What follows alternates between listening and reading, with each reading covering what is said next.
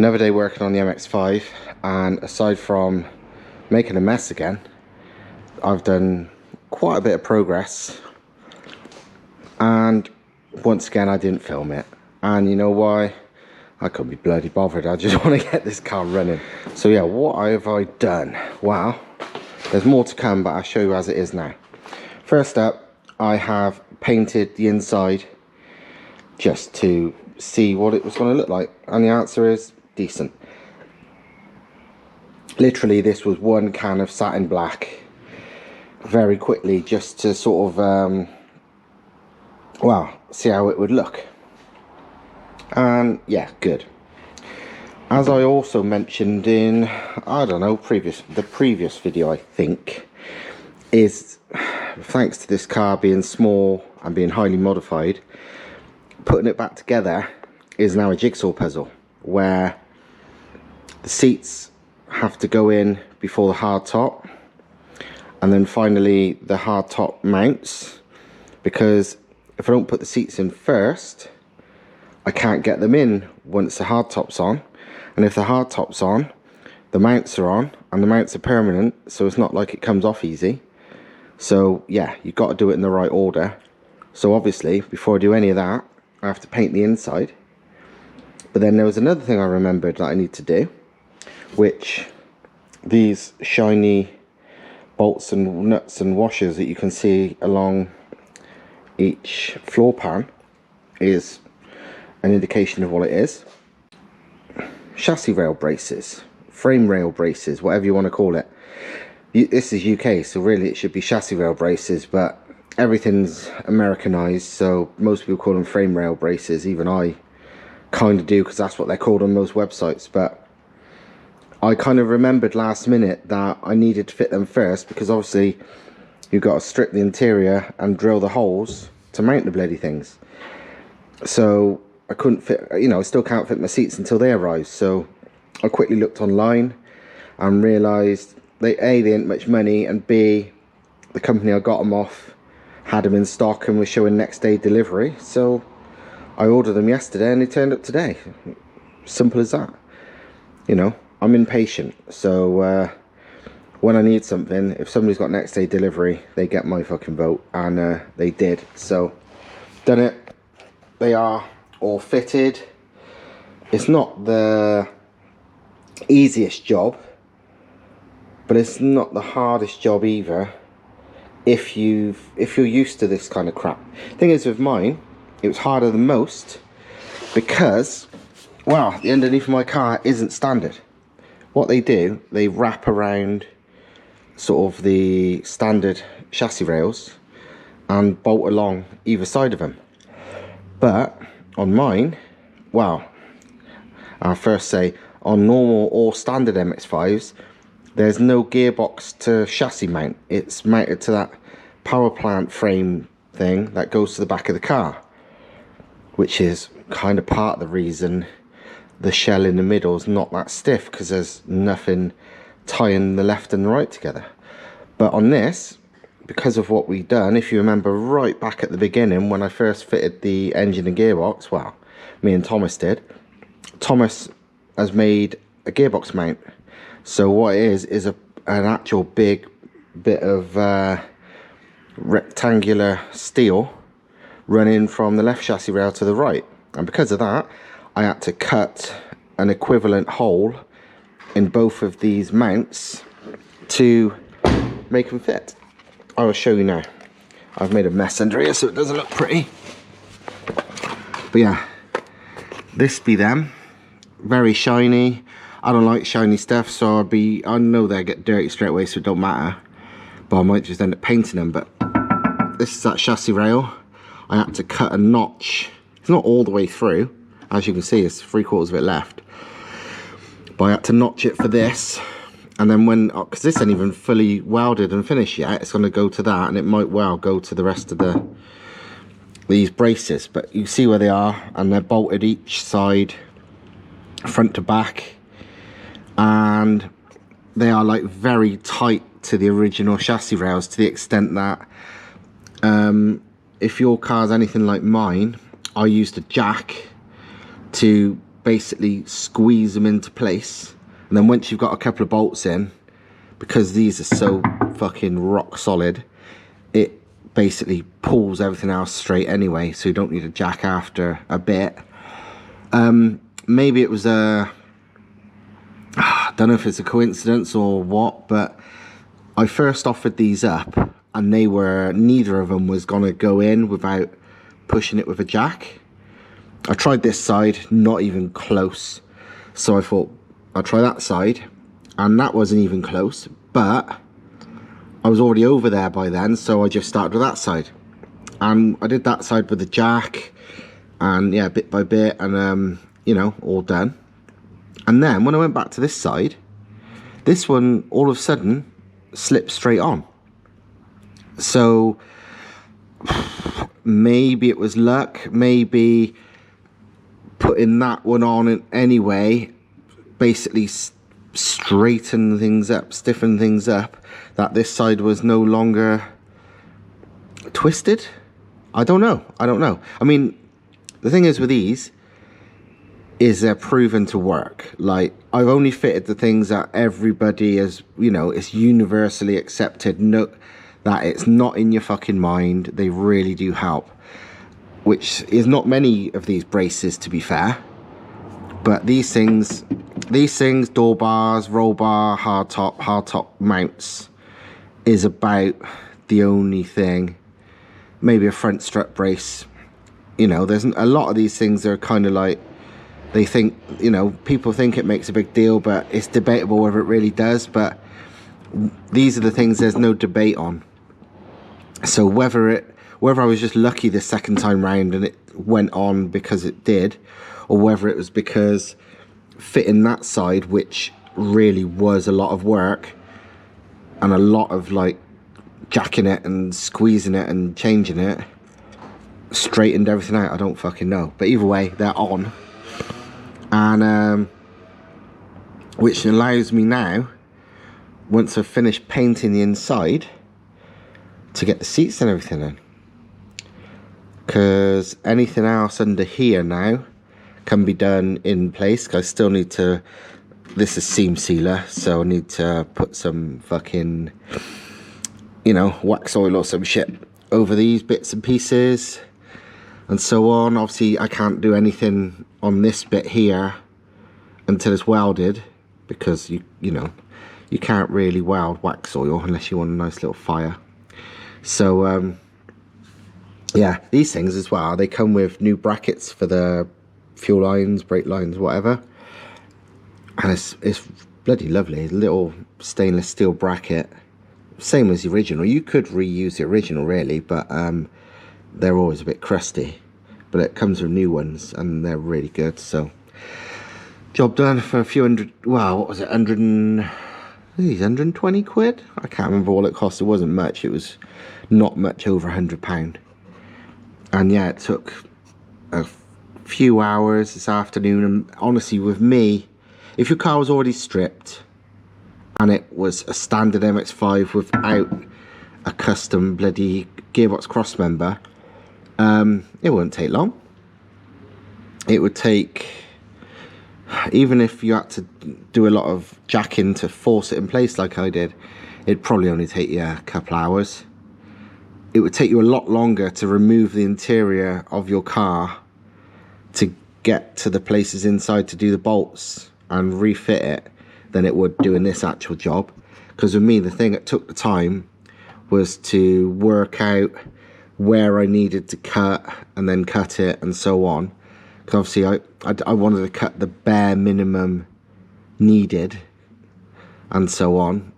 And so I ended up doing it in like three times. I did it once and it weren't quite enough width wise, so I had to do it again, and then it was wide enough, but it wasn't quite, I didn't cut enough depth wise because this actually is taller than the chassis rail and so on. So yeah, it was a bit of a mission, and it weren't worth filming, so don't feel left out.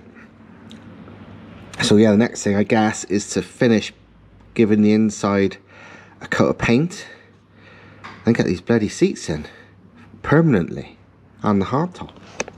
quick once over with some brake cleaner and some blue roll, and then one more can of satin black, and most the interior is now painted and looking pretty cool. But I say most because it's not all of it, and I've run out of paint, so I can't put the seats in yet, because realistically I need to do all of it before I do the seats, because I can't, you know, paint more once it's in without getting shit all over the seats and stuff.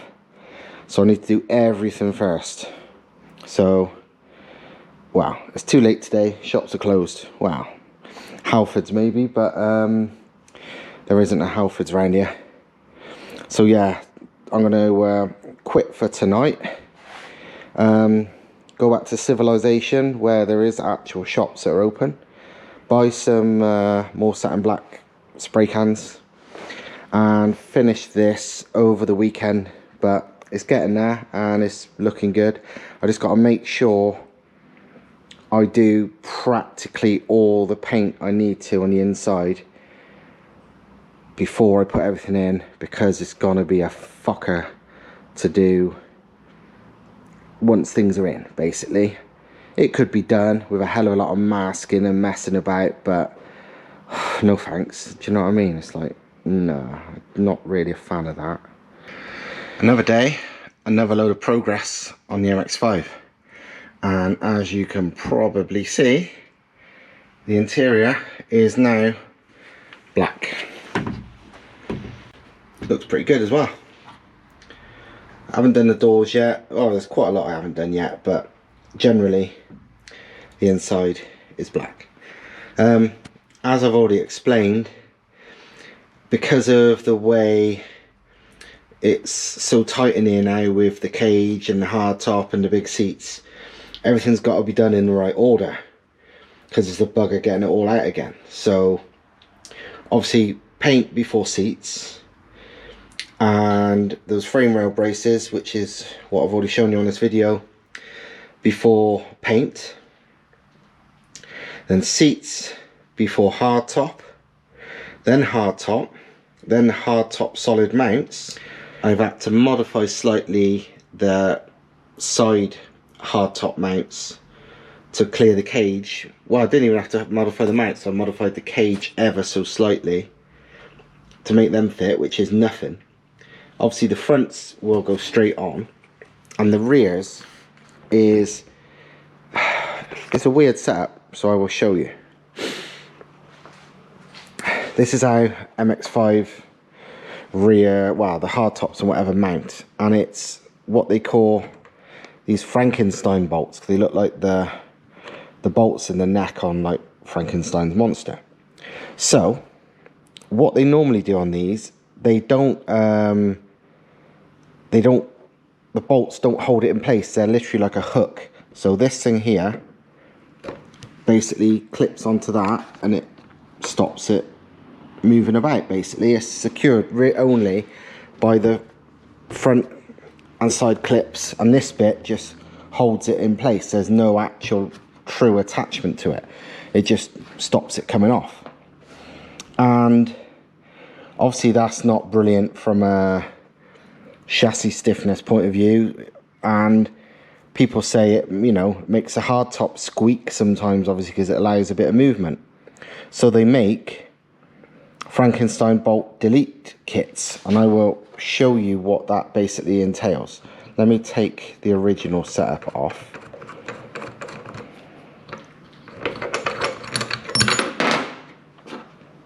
Right, this is not all, you know, it's not all screwed in properly. Literally, a Frankenstein bolt delete kit enables you to delete the Frankenstein bolt, as in, just take the fucker out.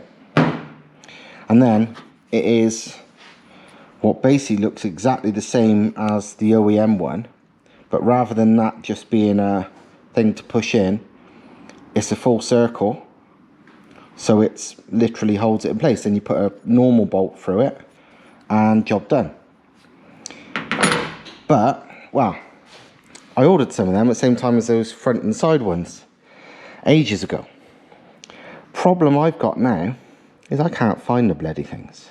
I've looked everywhere, but obviously they're so small, look at them, that I don't know where they are. It was months and months ago and I cannot remember, unfortunately.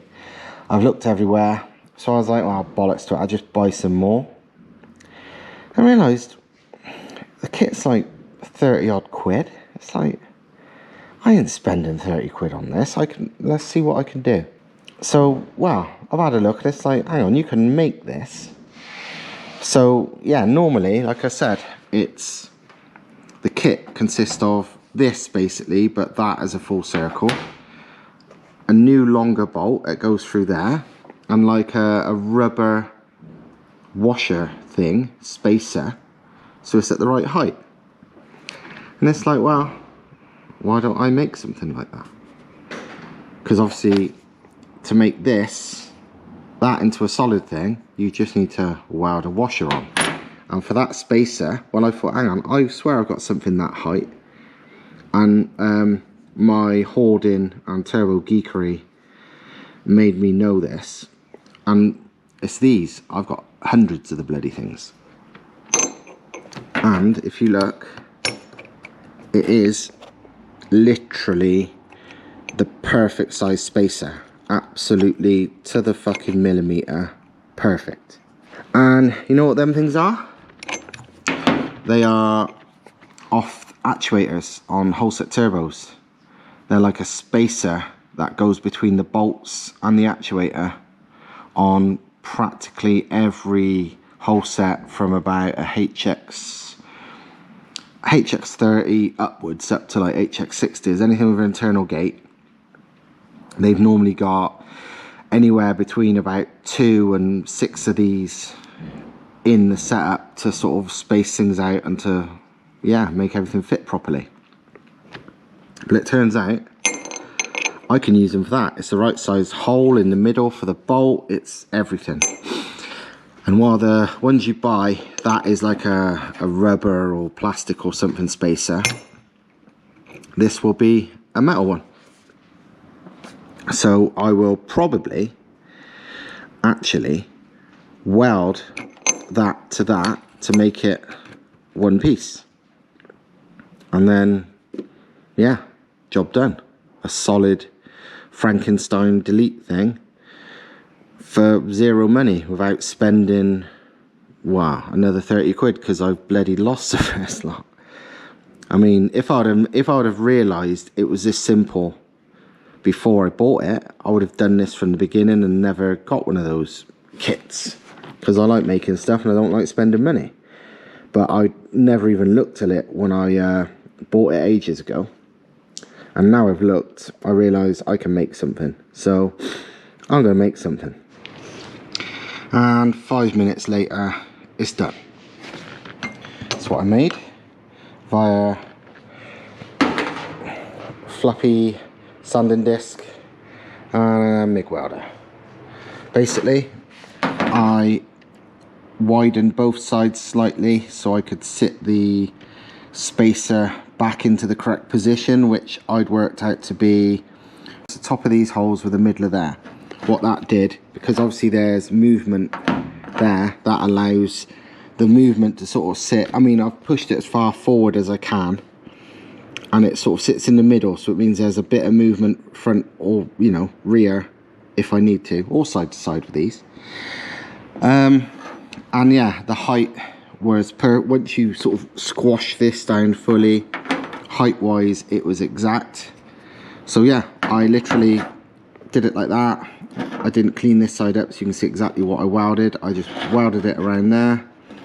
And then on this side, you wouldn't really need to do anything at all, but it still left a little gap, of course.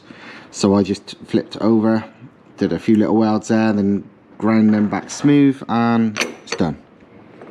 So yeah, perfect, absolutely perfect. And it didn't involve me spending another 30-35 quid and waiting a few days for it to be done, because I made them myself. And if I'd have realised they were basically this and I could have made them myself before, I wouldn't have spent the original 30 quid. But wow, you never stop learning with these cars, do you? That's my custom Frankenstein delete whatever you want to call these things, made and painted, and that is the sort of the metal strip they sit on the back of the car, which is normally chrome, and chrome is awful, so I've satin blacked them as well. So that's that done.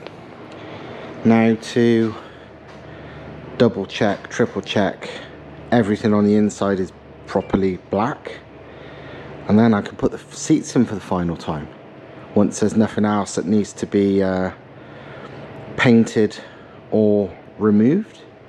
It's gonna be fun trying to wire everything in like that, but you know, that's okay. Oh, I need to sort the doors out first. I'll explain that when I've either started doing it or done it. As you probably know from the shit I do, I like things to be simple, basic, light, less to go wrong the better, basically. And I'm not a big fan of electrics, and I decided on this car, you know what, I'm going to convert it to manual windows, because some of these did come manual windows, so I didn't have to mess about with the wiring and whatever. I know it's not complicated, but when I'm basically going to redo the loom again from scratch, I thought, you know what, don't have to do the electric windows, so I'm going to go manual. You can buy all the parts to manualize these, you know, with the OEM bits and pieces, and they're not, it's not expensive, but it's, you know, it's still money. And I thought, you know what, I wonder if you can manualize the electric setup. So I took it apart, and the answer is yeah, you can. I've just done it. How do you open and close your windows? You could use the switch on the electric windows, or you could use the hand crank on the manual, or in my case, you can use this. Which way around does it go?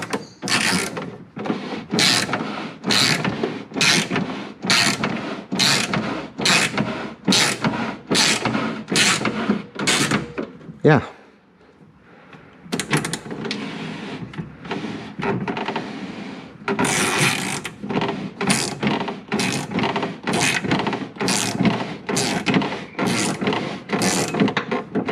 Yeah, it's down.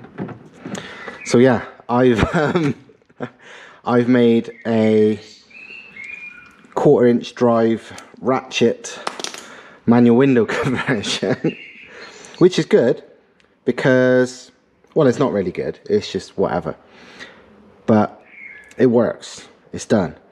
It wasn't, you know what, it's easy if you already know how to do it, but because I was basically, this was one big experiment. I mean, it was literally only a few minutes ago it turned into what it is. I had the idea, but it's like, how the hell am I going to make this work? And it took a while, but I finally figured it out. I mean, it took a few hours. Finally figured it out. And it's quite complicated. I wouldn't necessarily suggest people do it, but I've done it, and it means I ain't spending any money, apart from, that's a 10mm socket. So I've kind of, you know, lost the 10mm socket. But yeah, it works though. So, I'm going to do it to that one as well. Another day on the MX5, and you know the door conversion, which I've already shown. Well, I've given up on that idea. I've already done this one, but it took so bloody long, and I still technically not finished because I would need a cranking handle and all that. And the other side looks like it was going to be such a pain in the ass. It's like, you know what? No. It's one of those situations where time is more precious than money. And when I can get a pair of manual windows, like second hand, but the whole thing, for like 90 quid, no. So, as much as this is an idea it will work, no, I'm abandoning it. from what I understand, there's a different type of electric window for these, not that is far easier to convert, far easier. Like, you literally take the cover off and there's a metal bit that you can weld something to, job done. This one isn't like that, and it makes it more of a ball ache, and although I've done it to that one, it's just not worth it, so I quit on that one. I'll tell you another thing I quit on. I've not actually shown it on video, but I had some harnesses that came with the carbon seats for this when I bought them. 6-point expensive harnesses out the same rally car. They were blue though. I don't want blue because everything's black, and I needed to, well, I thought, well, I could dye them, but you need like special synthetic dye to dye that kind of material you make harness out of. So I got some, and you have to mess about boiling it. You have to literally pull it in like boiling water on the cooker in a big, you know, metal pan for an hour and all this kind of stuff, and it should work. And I did that because the dye is quite cheap, a lot cheaper than buying new harnesses.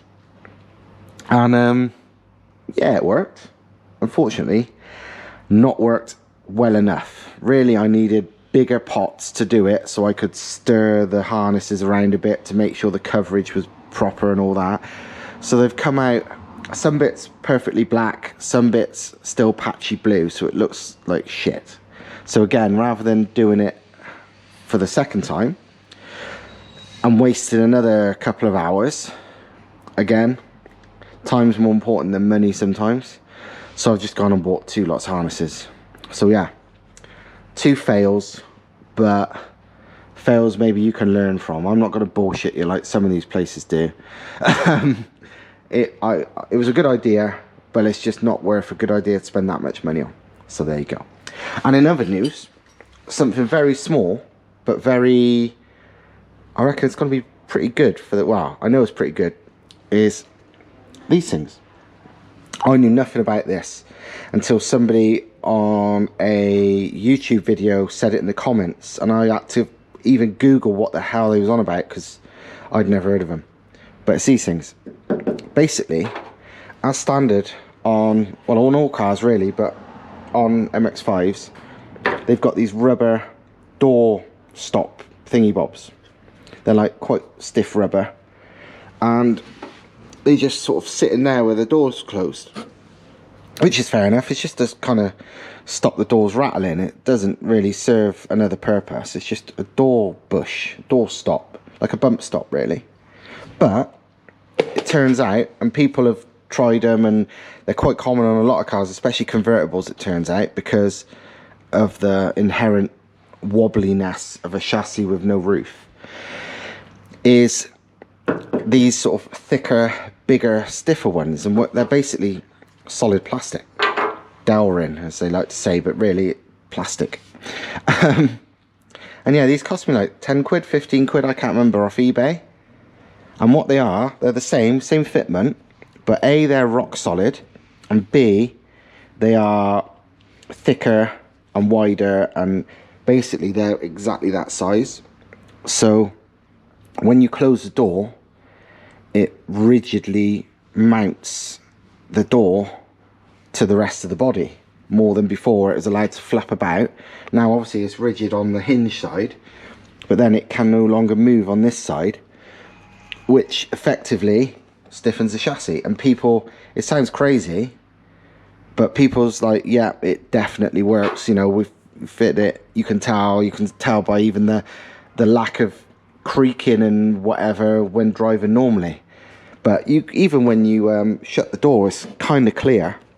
The door is, well, obviously the door's a lot stiffer to close and open. Look, I can't even do it, I can only just do it with one finger. But it literally is, you can see with the little scratch marks, it clamps the door tight. So yeah, for the sake of whatever these cost, 10 quid, 15 quid, I can't remember, I bought them off eBay.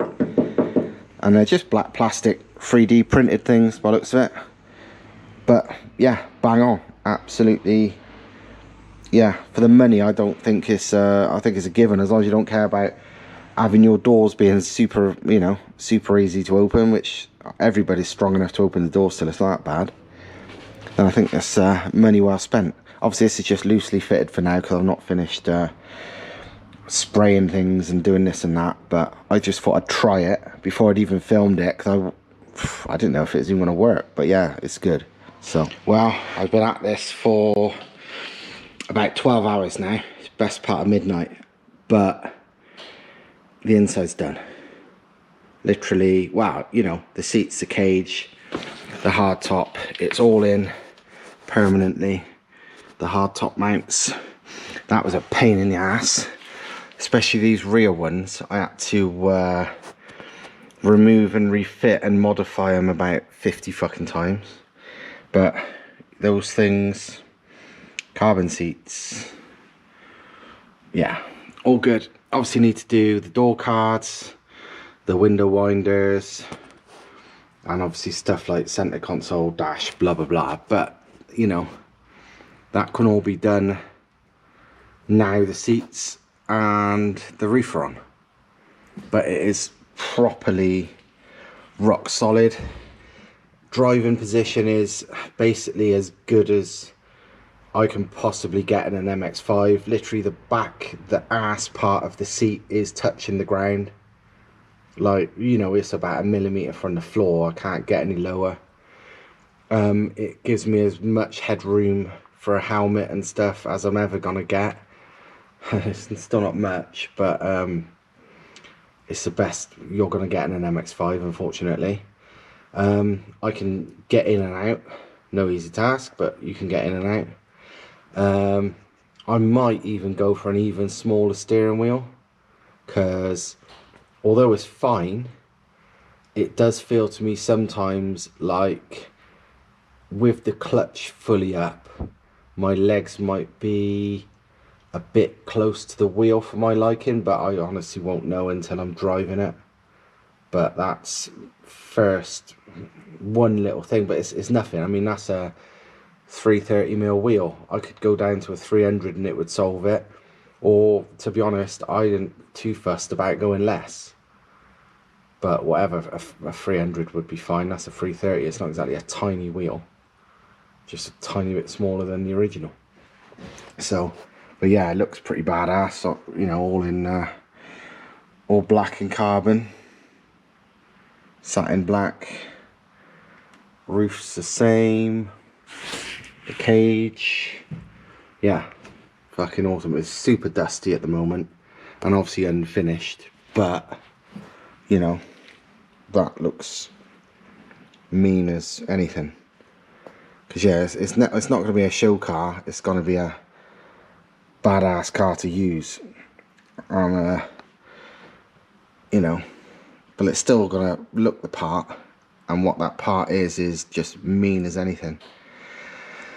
And it certainly does that, but it's great because like it feels now stiff as all hell, and to be honest, it should be. I mean, you've got the door bars, you've got the frame rails underneath, you've got the seat mounts, which are massive plates underneath the car, 3mm thick plates, which alone will stiffen the chassis.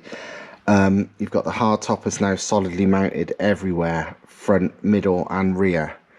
You've got these things which, with the door shut, turns the door into a stressed part of the chassis.